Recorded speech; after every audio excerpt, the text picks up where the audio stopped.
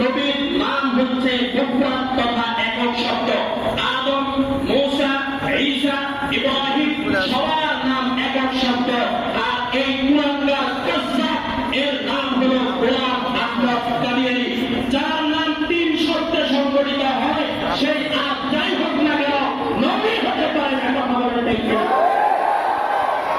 সমস্ত নবী পৃথিবী থেকে যখন বিদায় নিয়েছেন, সকল নবীর বিদায় শেষ সময়টা ছিল অত্যন্ত সম্মান এবং শ্রদ্ধা।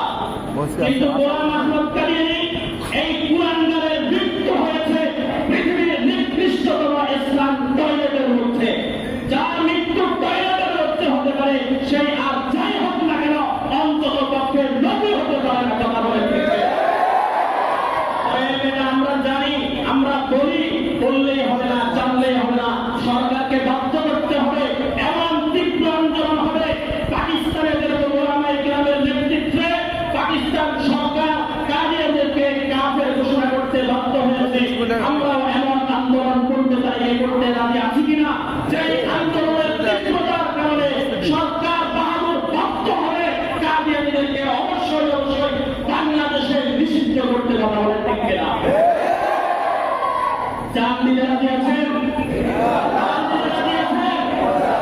আল্লাহর নবীর ইজ্জত এবং ফতলের উপরে সিংহাসনকে অটল এবং অবিচল রাখবার জন্য এই দেশের মুসলমান জান দিবে, মাল দিবে, রক্ত দিবে, নিজের সর্বোচ্চ বিসর্জন করবে।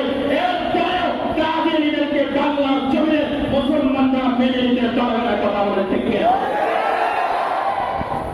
আপনাদের থেকে সময় চেয়ে দিচ্ছি আর মাত্র 2 জন বক্তা।